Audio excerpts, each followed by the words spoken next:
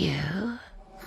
Horror. Our most beautiful, freaky and misunderstood genre. IGN is full of horror nerds that love and celebrate it every chance we get. And since the Oscars seem to have so much trouble giving films in the genre their due, we'll just have to step in and do it ourselves. It's for you. After debating the topic in a spooky cabin in the woods, our staff members have cast their final votes, and now it's time to reveal IGN's pick for Best Horror Movie of 2023.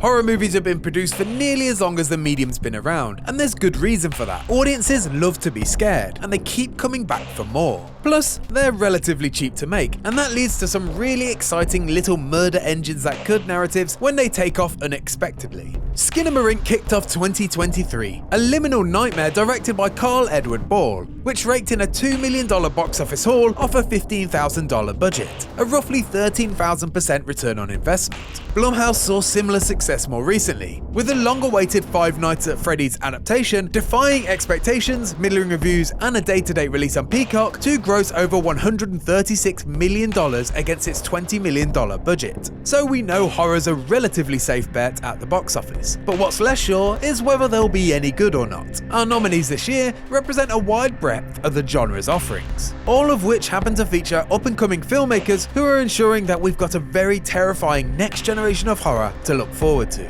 So with that being said, let's run through the runners-up that got a decent chunk of the votes, and then reveal the one horror movie that took it all home. I designed Megan to protect Katie from feeling lonely. She will recognize you as her primary user. And when you do that, you're gonna pair with her. Crazy. It's insane, right?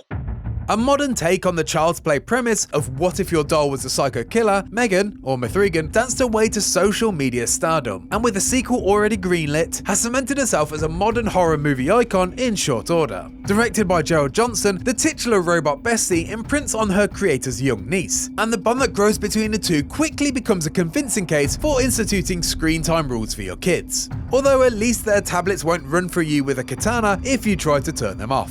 Probably. Posting a character design which benefits from a mix of practical performance and CG affectations, Megan's arrival was wonderfully timed to all of 2023's AI advancement, and her freaky gymnastics and dead-eye glare may give you pause by the time Google and Apple start trying to convince you to adopt a little AI buddy of your own. What are you doing? Couldn't sleep. Occupational hazard. Screenwriter Akela Cooper does great work balancing Megan's horror and self-aware comedy, a clear step forward from 2021's tonally turbulent Malignant. She even notched another big horror hit in 2023, with both story and script credits on The Nun 2. Megan took around a fifth of the total IGN staff votes in this category, more than all our honourable mentions combined. But as strong as first impressions here were, our first runner-up pulled ahead by just a couple of votes. Did you miss me? He's gonna keep coming after us. Maybe he gets to win this time. We've got to lure him in.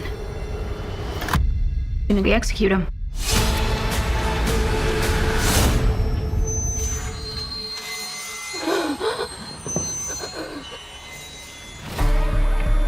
With another fifth of the votes, Scream 6 continues the franchise's modern renaissance by moving the action to New York City, a true rite of passage for any long-running horror series. Directing team Radio Silence return after helming the fifth film, continuing their efforts to weave the story of the legacy cast and new stars together into a new generation of mass mayhem. Scream 6 goes harder than any before in its meta-commentary, turning that high-powered perception slightly away from the horror genre at large and back on itself in a way that felt true to fans' expectations for the series to evolve with the times. You got a problem here, guy?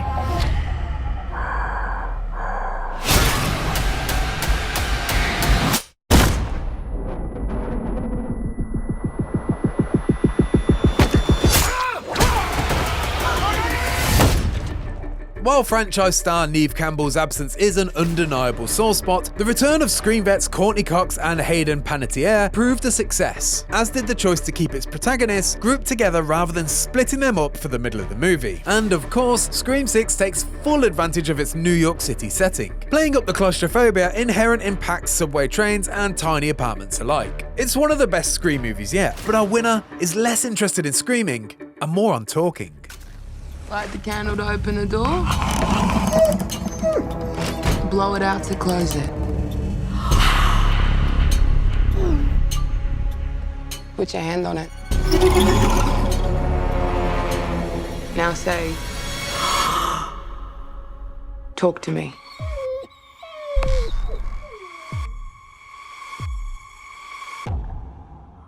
Talk to me.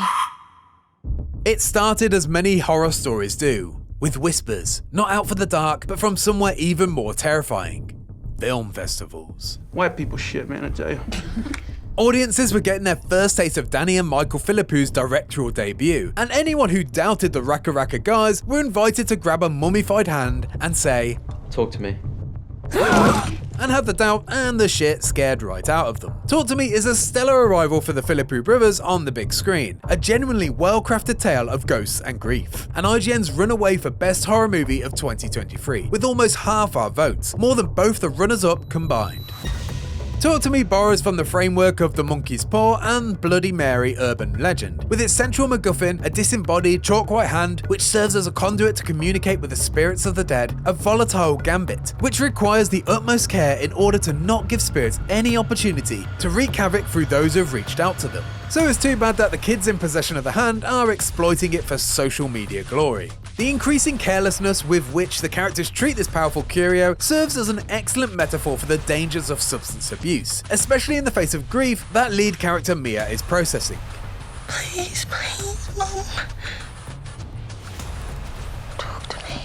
Talk to Me's exploration of these themes is nuanced and challenging, and provides an incredibly strong structure for the Philippous to ramp up tension throughout the film. If you've ever spent any time watching Raka Raka videos on YouTube, you'll know that these brothers are total livewires. Yo, we have some massive news. We're making a movie. A pair of Aussie backyard wrestlers with seemingly bottomless energy. But the restraint and patience with which Talk to Me unfolds is utterly unbearable at times, and makes moments of explosive and disturbing violence absolutely sing. Performances are likewise strong all round, with Mia actress Sophie Wilde in particular making quite the impact in her first feature film appearance. And there's a lot to be said for nailing your opening and closing scenes, and those that bookend Talk to Me each leave an indelible, foreboding impression.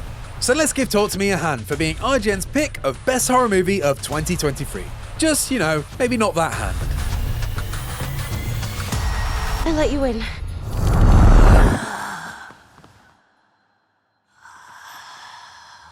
Someone coming? Got it.